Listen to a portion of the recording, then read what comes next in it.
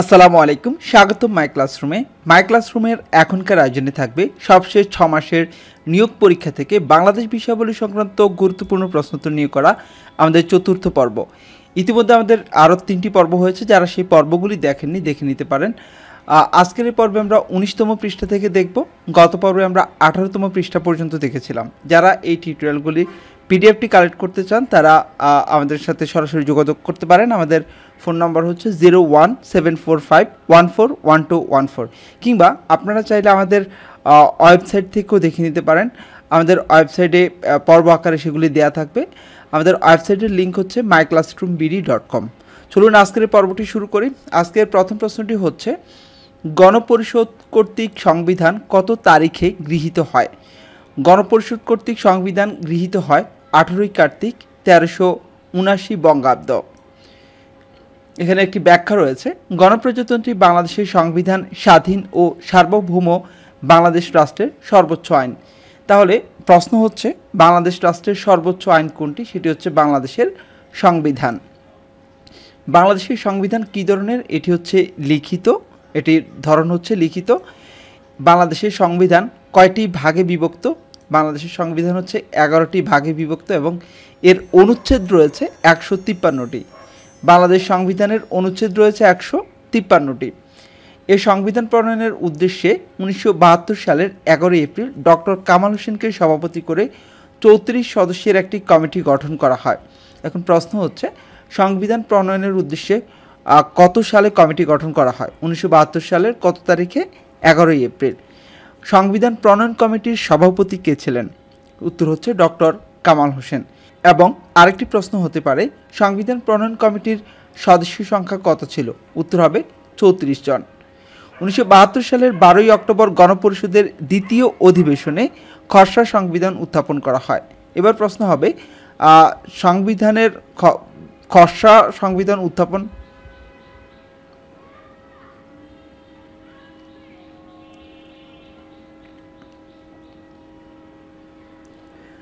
1972 সালের 12ই অক্টোবর গণপরিষদের দ্বিতীয় অধিবেশনে খসড়া সংবিধান উত্থাপন করা হয়। প্রশ্ন হতে পারে যে খসড়া সংবিধান উত্থাপন করা হয় কখন? উত্তর হচ্ছে 1972 সালের 12ই অক্টোবর। 4 নভেম্বর 1972 সাল, বাংলা হচ্ছে 18ই কার্তিক 1379 বঙ্গাব্দ গণপরিষদ কর্তৃক এই সংবিধান গৃহীত হয়। যেটি আজকের প্রশ্ন ছিল যে গণপরিষদ কর্তৃক সংবিধান কত তারিখে গৃহীত হয়, সেটি হচ্ছে ইংরেজি 4 নভেম্বর 1972, বাংলা হচ্ছে 18ই কার্তিক 1379 বঙ্গাব্দ। পরবর্তীতে 16 ডিসেম্বর 1972 থেকে সংবিধান কার্যকর হয়। এ ছিল সংবিধান সংক্রান্ত একটি গুরুত্বপূর্ণ ব্যাখ্যা। পরের প্রশ্নটি হচ্ছে, মুক্তিযুদ্ধের সময় ঢাকা কত নম্বর সেক্টরের অধীনে ছিল? ঢাকা ছিল 2 নং সেক্টরের অধীনে। মহান মুক্তিযুদ্ধকালে ঢাকা শহর 2 নম্বর সেক্টরের অধীন ছিল। সেক্টর 2তে আরও কিছু অঞ্চল ছিল, সেগুলি ছিল নোয়াখালী, কুমিল্লা, আখাউড়া, ভৈরব, ঢাকা ও ফরিদপুর জেলার অংশবিশেষ। মনে রাখবেন, প্রশ্নটি এরকমভাবেও আসতে পারে। ধরুন প্রশ্ন আসতে পারে যে ভৈরব, মুক্তিযুদ্ধের সময় ভৈরব কোন সেক্টরের অধীনে ছিল, কিংবা নোয়াখালী কোন সেক্টরের অধীনে ছিল। এগুলি ছিল এগুলি ছিল 2 নং সেক্টরের অধীনে। ঢাকা সহ এই অঞ্চলগুলি ছিল 2 নম্বর সেক্টরের অধীনে। আগরতলা থেকে 20 মাইল দক্ষিণে ছিল 2 নম্বর সেক্টরের সদর দপ্তর। তাহলে প্রশ্ন হতে পারে যে 2 নম্বর সেক্টরের সদর দপ্তর কোথায় ছিল? এটি ছিল আগরতলা থেকে 20 মাইল দক্ষিণে। মেজর খালেদ মোশাররফ এপ্রিল থেকে সেপ্টেম্বর পর্যন্ত এবং ক্যাপ্টেন ATM হায়দার সেপ্টেম্বর থেকে ডিসেম্বর পর্যন্ত সেক্টর কমান্ডার ছিলেন। পরের প্রশ্নটি হচ্ছে, বাংলার মুক্তি সনদ নামে পরিচিত কোনটি? এটি হচ্ছে কোনো কথা হবে না, সঠিক উত্তর হবে ক, 6 দফা। 1966 সালের 5 ফেব্রুয়ারি লাহোরে বিরোধী দলের একটি সম্মেলন অনুষ্ঠিত হয়। কত সালে? 1966 সালের 5 ফেব্রুয়ারি।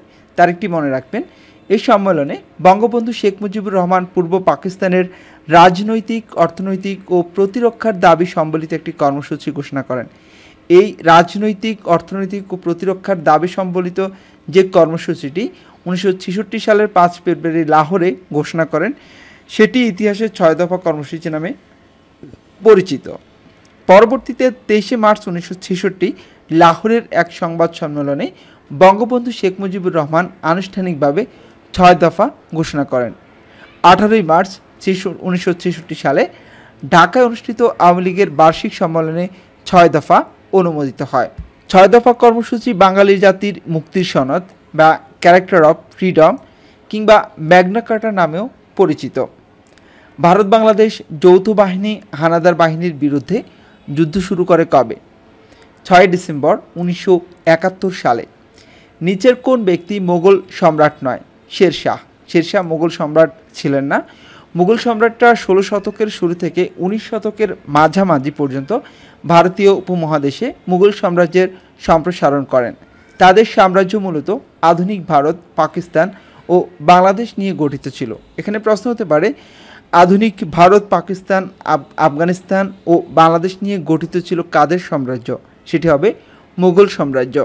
মুঘলরা এশিয়ার তৈমুর বংশের উত্তরপুরুষ।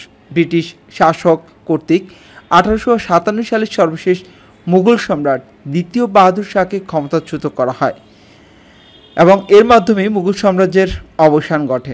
মুঘলরা একই সাথে তৈমুর লং ও চেঙ্গিস খানের বংশধর ছিল। 1957 সালে সংগঠিত সিপাহী বিপ্লবের সঙ্গে সম্পৃক্ত পার্ক কোনটি? এটি হচ্ছে বাহাদুর শাহ পার্ক। কার রাজত্বকালে ইবনে বতুতা ভারতে এসেছিলেন? এখানে 4টে অপশন ছিল: মোহাম্মদ বিন কাসেম, সম্রাট আকবর, সম্রাট শাহজাহান। সঠিক উত্তর হচ্ছে কোনোটিই নয়। 1333 খ্রিস্টাব্দে মরক্কোর পর্যটক ইবনে বতুতা ভারতে আগমন করেন। তাহলে ইবনে বতুতা কখন ভারতে আগমন করেন? 1333 খ্রিস্টাব্দে। তার একটি খুবই গুরুত্বপূর্ণ, মনে রাখবেন। আর তখন দিল্লির সুলতান ছিলেন মোহাম্মদ বিন তুগলক। এখানে মোহাম্মদ বিন কাসেম রয়েছে, আর তখন দিল্লির সুলতান ছিলেন মোহাম্মদ বিন তুগলক। মনে রাখবেন, মোহাম্মদ বিন তুগলক। ইবনে বতুতা 1345 খ্রিস্টাব্দে বাংলা সফর করেন। তিনি 1333 খ্রিস্টাব্দে ভারতে আসেন। তখন সেখানকার সুলতান ছিলেন মোহাম্মদ বিন তুগলক, আর তিনি 1345 খ্রিস্টাব্দে বাংলা সফর করেন। তখন বাংলার সুলতান ছিলেন ফখরুদ্দীন মোবারক শাহ। তিনি বাংলাকে দোজখপুর নিয়ামত বা ধন সম্পদপূর্ণ নরক বলেছেন। তাহলে প্রশ্ন হতে পারে, ধন সম্পদপূর্ণ নরক কিংবা দোজখপুর নিয়ামত বাংলাকে বলেছেন কোন পর্যটক? উত্তর হচ্ছে ইবনে বতুতা। তার রচিত বইয়ের নাম হচ্ছে কিতাবুল রেহেলা। ইবনে বতুতার রচিত বইয়ের নাম কিতাবুল রেহেলা। বাংলাদেশের সীমান্তবর্তী ভারতের রাজ্য নয় কোনটি? 4টি অপশন ছিল, সঠিক উত্তর হচ্ছে ক, বিহার। বাংলাদেশের সীমান্তবর্তী ভারতের রাজ্য 5টি। বাংলাদেশের সীমান্তবর্তী অঞ্চল হচ্ছে 32টি, আর ভারতের সাথে বাংলাদেশের সীমান্তবর্তী জেলা 30টি। মিয়ানমারের সাথে বাংলাদেশের সীমান্তবর্তী জেলা 3টি। বাংলাদেশের লোকশিল্প জাদুঘর কোথায় অবস্থিত? সোনারগাঁও। শিল্পাচার্য জয়নুল লোক ও কারুশিল্প জাদুঘর বাংলাদেশের প্রাচীন ঐতিহ্য রক্ষার্থে বাংলাদেশের লোক ও কারুশিল্প ফাউন্ডেশনের উদ্যোগে গঠিত একটি জাদুঘর, যা ঢাকার অদূরে সোনারগাঁতে অবস্থিত। সম্প্রতি বাংলাদেশে কোন দেশের দূতাবাস খোলা হয়েছে? এটি হচ্ছে খ, আর্জেন্টিনা। ফুটবলে বাংলাদেশের নিরঙ্কুশ সমর্থন ও ভালোবাসার প্রতি সম্মান জানিয়ে এবং পারস্পরিক সম্পর্ক উন্নয়নের লক্ষ্যে বাংলাদেশে আবারও দূতাবাস উদ্বোধন করল আর্জেন্টিনা। রাজধানীর বনানীতে 27 ফেব্রুয়ারি 2023 এই দূতাবাস খোলা হয়। আর্জেন্টিনার পররাষ্ট্র ও আন্তর্জাতিক বাণিজ্য মন্ত্রী সান্তিয়াগো আন্দ্রেস ক্যাফিয়েরা এবং বাংলাদেশের পররাষ্ট্রমন্ত্রী প্রতিমন্ত্রী মোহাম্মদ শাহরিয়ার আলম যৌথভাবে নতুন এই দূতাবাসটি উদ্বোধন করেন। ঢাকা বিভাগে কয়টি জেলা রয়েছে? ঢাকা বিভাগে মোট 13টি জেলা রয়েছে। এগুলো হলো ঢাকা, গাজীপুর, নারায়ণগঞ্জ, টাঙ্গাইল, মাদারীপুর, শরীয়তপুর, গোপালগঞ্জ, ফরিদপুর ও রাজবাড়ী। এগুলো হচ্ছে ঢাকা বিভাগে। রূপপুর পারমাণবিক কেন্দ্রে কোন দেশের সহায়তা তৈরি হচ্ছে? এটি রাশিয়ার সহায়তায় তৈরি হচ্ছে। রাশিয়ার সহযোগিতা নির্মিত পাবনা জেলার ঈশ্বরদী উপজেলার রূপপুরে প্রথম পারমাণবিক বিদ্যুৎ কেন্দ্র তৈরির মাধ্যমে বাংলাদেশ বিশ্বে 32তম দেশ হিসেবে পারমাণবিক প্রযুক্তির অধিকারী হয়। প্রশ্ন, বাংলাদেশ বিশ্বের কততম দেশ হিসেবে পারমাণবিক প্রযুক্তির অধিকারী হয়? উত্তর হবে 32তম দেশ হিসেবে। এখানে মোট 2400 মেগাওয়াট বিদ্যুৎ উৎপন্ন হবে। রূপপুর পারমাণবিক বিদ্যুৎ কেন্দ্রে মোট 2400 মেগাওয়াট বিদ্যুৎ উৎপন্ন হবে। এর মধ্যে প্রথম ইউনিট উৎপাদনে যাবে 2023 সালে, আর অপরটি যাবে 2024 সালে। কোন জেলায় পল্লী বিদ্যুৎ সমিতির কার্যক্রম নেই? বান্দরবান জেলায় পল্লী বিদ্যুৎ সমিতির কোনো কার্যক্রম নেই। পার্বত্য অঞ্চলের 3টি রাঙ্গামাটি, বান্দরবন ও খাগড়াছড়ি জেলা ব্যতীত দেশের 61 জেলার 462টি উপজেলায় নবসৃষ্ট 3টি উপজেলা সহ নতুন যে 3টি উপজেলা সৃষ্টি হয়েছে সেগুলো হচ্ছে মাদারীপুর ডাসার, সুনামগঞ্জের মধ্যনগর, কক্সবাজারের ঈদগাঁও। এ 3টি উপজেলা সহ মোট 465 উপজেলায় REB কর্তৃক 80টি পল্লী বিদ্যুৎ সমিতির মাধ্যমে বিদ্যুৎ বিতরণ করা হচ্ছে। মেট্রো রেল কত তারিখে উদ্বোধন করা হয়? মেট্রো রেল উদ্বোধন করা হয় 28 ডিসেম্বর 2022 সালে। MRT 6 লাইনের প্রথম পর্যায়ের দিয়াবাড়ি থেকে আগারগাঁও অংশবিশেষ 28 ডিসেম্বর 2022 জনসাধারণের চলাচলের জন্য মাননীয় প্রধানমন্ত্রী শেখ হাসিনা উদ্বোধন করেন। তিনি আনুষ্ঠানিকভাবে প্রথম যাত্রাটি করেন। পদ্মা সেতু কোন দুটি জেলাকে সংযুক্ত করেছে? এগুলি হচ্ছে মুন্সিগঞ্জ এবং শরীয়তপুর। রামু উপজেলা কোন জেলায় অবস্থিত? রামু উপজেলায় কক্সবাজার জেলায় অবস্থিত। রামু বাংলাদেশের কক্সবাজার জেলার অন্তর্গত একটি উপজেলা। বাংলাদেশের জাতীয় খেলা কোনটি? বাংলাদেশের জাতীয় খেলা হচ্ছে হাডুডু।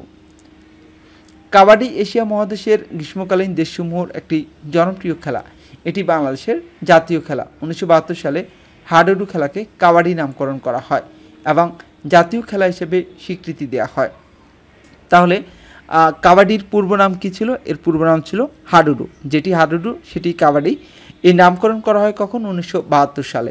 এবং কাবাডি যে বাংলাদেশের জাতীয় খেলায় স্বীকৃতি দেওয়া হয় কোন সালে? 1972 সালে। এখন দেখব 23তম পৃষ্ঠা থেকে। প্রথম প্রশ্নটি ছিল 23তম পৃষ্ঠার, আন্তর্জাতিক শান্তি, নিরাপত্তা ও সাংস্কৃতিক উন্নয়নের বিষয় বাংলাদেশের সংবিধানের কত অনুচ্ছেদে রয়েছে? এটি রয়েছে অনুচ্ছেদ 25-এ। অনুচ্ছেদ 25 হচ্ছে আন্তর্জাতিক শান্তি, নিরাপত্তা ও সংহতির উন্নয়ন। এটির ব্যাখ্যা হচ্ছে জাতীয় সার্বভৌমত্ব ও সমতার প্রতি শ্রদ্ধা, অন্যান্য রাষ্ট্রের অভ্যন্তরীণ বিষয়ে হস্তক্ষেপ না করা, আন্তর্জাতিক বিরোধের শান্তিপূর্ণ সমাধান ও আন্তর্জাতিক আইনের এবং জাতিসংঘের সনদে বর্ণিত নীতিসমূহের প্রতি শ্রদ্ধা। এই সকল নীতি হইবে রাষ্ট্রের আন্তর্জাতিক সম্পর্কের ভিত্তি। এই সকল নীতির ভিত্তিতে রাষ্ট্র পরিচালনা করবে। আন্তর্জাতিক সম্পর্কের ক্ষেত্রে শক্তি প্রয়োগ পরিহার ও সাধারণ ও সম্পূর্ণ নিরস্ত্রীকরণের জন্য চেষ্টা করিবেন। প্রত্যেক জাতির স্বাধীন অভিপ্রায় অনুযায়ী পথ ও পন্থার মাধ্যমে অবাধে নিজস্ব সামাজিক, অর্থনৈতিক, রাজনৈতিক ব্যবস্থা নির্ধারণ ও গঠনের অধিকার সমর্থন করিবেন। সাম্রাজ্যবাদ, উপনিবেশিকতাবাদ ও বর্ণ বৈষম্যবাদের বিরুদ্ধে বিশ্বের সর্বত্র নিপীড়িত জনগণের ন্যায়সঙ্গত সংগ্রামকে সমর্থন করিবেন। এটি হচ্ছে অনুচ্ছেদ 25। 1971 সালের 25শে মার্চ মধ্যরাতে নিরীহ বাঙালিদের উপর হামলার সাংকেতিক চিহ্ন কী ছিল? এটি ছিল, এখানে 4টি অপশন রয়েছে: অপারেশন ব্ল্যাকআউট, অপারেশন পোড়ামাটি, অপারেশন নীল নকশা। এখানে সঠিক উত্তর কোনোটিই নয়। আমরা দেখি সঠিক উত্তরটি কী। এটি হচ্ছে অপারেশন সার্চলাইট। 1971 সালের 25শে মার্চের মধ্যরাতে পাকিস্তান সেনাবাহিনী পূর্ব পাকিস্তানের নিরস্ত্র, নিরীহ ও স্বাধীনতাকামী সাধারণ জনগণের উপর যে নৃশংস হত্যাযজ্ঞ চালায় তার সাংকেতিক নাম হচ্ছে অপারেশন সার্চলাইট। বাঙালির ইতিহাসে 25শে মার্চের নৃশংস গণহত্যা কালরাত্রি নামে পরিচিত। তাহলে 25শে মার্চের নৃশংস গণহত্যা কী নামে পরিচিত? কালো রাত্রি নামে পরিচিত। 18 মার্চ 1971 সালে পূর্ব পাকিস্তানের গভর্নর লেফটেন্যান্ট জেনারেল টিক্কা খানের নির্দেশে মেজর জেনারেল রাও ফরমান আলী এবং মেজর জেনারেল খাদিম হুসাইন রাজা অপারেশন সার্চলাইট পরিচালনার নীল নকশা তৈরি করেন। তাহলে অপারেশন সার্চলাইটের নীল নকশা তৈরি করেন কে? নীল নকশা তৈরি করেন রাও ফরমান আলী ও মেজর জেনারেল খাদিম হুসাইন। আর যদি প্রশ্ন এরকম হয় যে অপারেশন সার্চলাইট এর নীল নকশা তৈরি হয় কত তারিখে? 18 মার্চ 1971 সালে।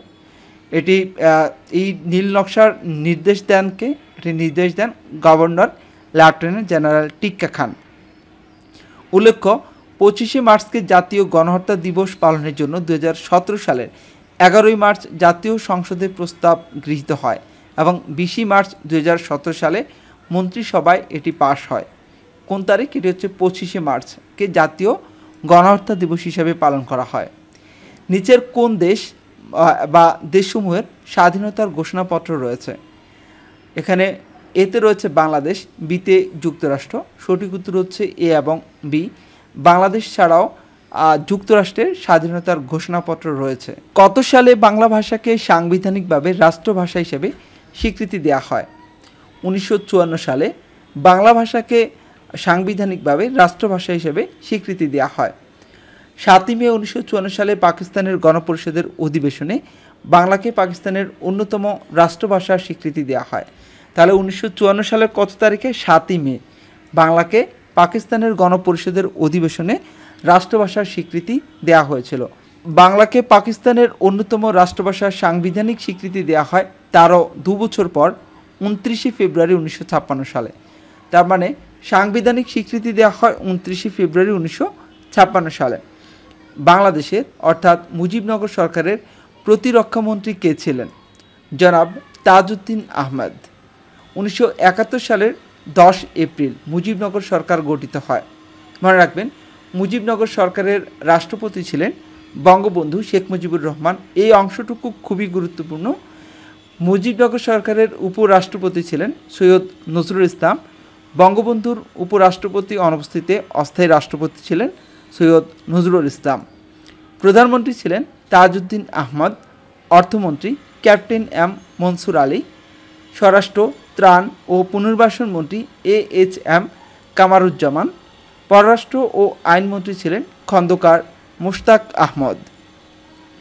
বঙ্গবন্ধুর আত্মজীবনীমূলক গ্রন্থসমূহ কি? এখানে দেওয়া রয়েছে 4টে অপশন ছিল। আমার কিছু কথা, আমার দেখা নয়াচিন।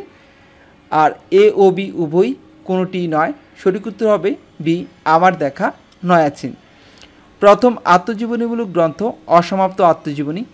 অসমাপ্ত আত্মজীবনী প্রকাশিত হয় জুন 2012 সালে। মনে রাখবেন, অসমাপ্ত আত্মজীবনী প্রকাশিত হয় জুন 2012 সালে। দ্বিতীয় আত্মজীবনীমূলক গ্রন্থ কারাগারের রোজনামচা, যেটি প্রকাশিত হয় মার্চ 2017 সালে। সর্বশেষ তৃতীয় আত্মজীবনীমূলক গ্রন্থ আমার দেখা নয়াচিন, যেটি ফেব্রুয়ারি 2020 সালে প্রকাশ করা হয়। ঢাকা স্বাধীনতা যুদ্ধে কোন সেক্টরের অন্তর্ভুক্ত ছিল? সেক্টর 2 এর অন্তর্ভুক্ত ছিল। এটা ইতিমধ্যে আমরা প্রথম দিকে এই প্রশ্নটি একটা সমাধান দেখেছিলাম যে ঢাকা সহ আর কোন কোন সেক্টর ছিল, সেক্টর কমান্ডার কে ছিল, সেগুলি আপনারা নিশ্চয়ই জানেন। তা আজকের আয়োজন এ পর্যন্তই। এতক্ষণ পর্যন্ত যারা মাই ক্লাসরুমের সাথে ছিলেন সবাইকে অসংখ্য ধন্যবাদ। আয়োজনটি ভালো লাগলে অবশ্যই লাইক করবেন, কমেন্টস করবেন, জানাবেন কেমন লাগে। এবং আপনারা বিগত আয়োজনগুলি দেখতে চাইলে ডেসক্রিপশনের যে লিঙ্ক দেওয়া রয়েছে সেখান থেকে দেখে নেবেন। সাথেই থাকবেন। আশা করছি আমরা খুব দ্রুত সম্পূর্ণ অংশটা আপনাদের জন্য ভিডিও আকারে দিয়ে দিতে পারবো। আজ এ পর্যন্তই, ধন্যবাদ।